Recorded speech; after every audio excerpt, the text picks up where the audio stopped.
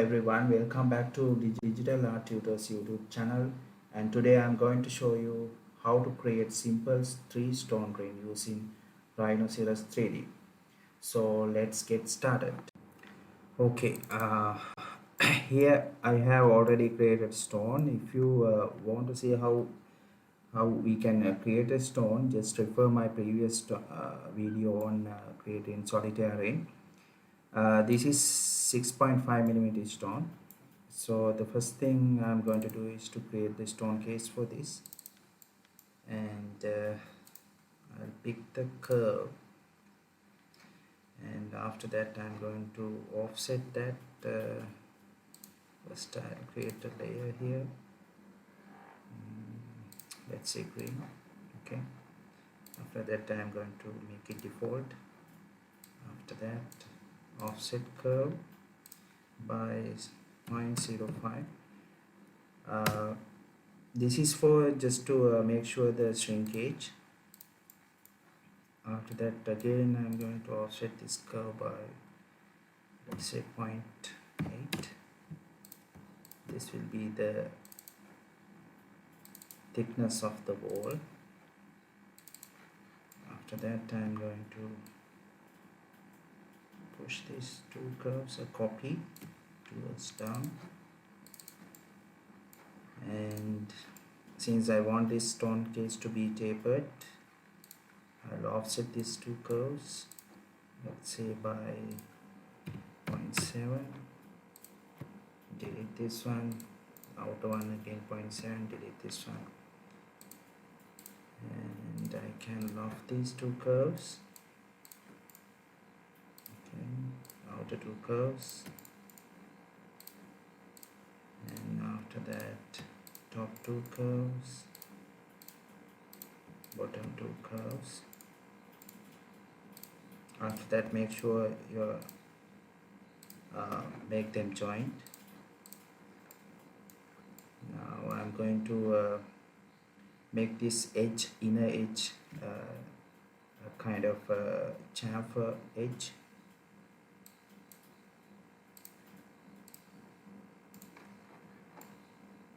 So I will just adjust this one to make sure there will be a straight part here. Okay, right. After that I'm going to create a prong using a line. Just make sure this line is angled with the stone case. Okay, and by default this the height of the prong is we are going to keep somewhere just above the table of the stone. Apply the pipe command. Let's say radius is 0.5. After that I'm going to just rotate this prong from the top view. Select the center. I'm going to rotate it by 45 degrees. Just type 45 degrees in the command prompt. After that I'm going to apply pole array by 4, the center. The center stone is being created. Now I took the stone size as 6.5 millimeter. My side stone I'm going to create it as 4 millimeter. So the easiest way, if I'm going to create this one, I can just scale this one, the stone case, without prongs. So I'll just select them, just deselect the prongs. Okay, it's pretty much okay. Right, great. Next thing is calculating what is the scale factor. Just go to tools, calculator, and it's 4 millimeter. So I'll first put 4, and it's divided by 6.5. This will give you the scale factor. So I'll select the scale, 3D scale command, and make it a copy here, and I'll select the center, and I'm going to paste this the amount which I have copied from this calculator onto this command prompt. Paste. Now you can see a second stone case along with the stone being created based on the scale factor that I have given. Okay, and this one is the second stone which I have created. It's 4 millimeter. Right. For the moment I am going to make it a group for easy access.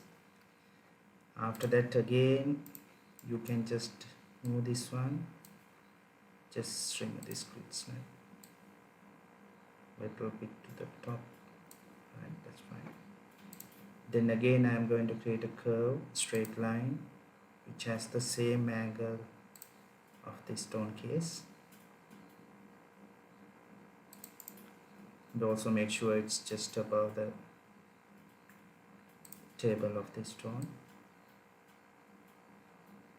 It's a one tip that normally when we are creating a CAD model, most of the time the stones or the diamonds we are getting is not calibrated. So in that kind of cases, you might have the stones with more height than you expected. In that case, if you have more prong height, then it will be easier setter to set the stone. Okay, next again pipe. This time I will put 0.35. Okay, again I'm going to rotate this center 45 degrees, then polarity by 4 times, press enter. Okay, so I can just group them together, all these prongs, small prongs. This one distribution is right. So I'll rotate this one without copying. So it's better if you can just make sure this angle to be equal kind of thing. If I can, I would have angled this one a little bit so it will have one straight line there. So for the moment I will keep like this. Okay, right. So I can mirror that to the other side. 0, enter, it's done. Then we need to create the shank. For that, first I'll let's create another layer. So always try to use different layers in your model. So I'll create this brown color, so I'll set it default. Then I'll offset this curve by 2 millimeter. Okay, after that I need to keep 1.5 millimeter out here, so I will pick the quadrant and pick the move command, take it from here and put 0.5. That means from here to here it's 1.5. Okay, if you want to make this curve to be matched with this one, this point, so what I can do is I can switch on the points and just move these points a little bit out. Okay, great. Right, then I have to create a cross section. I'm going to use 2-ray sweep.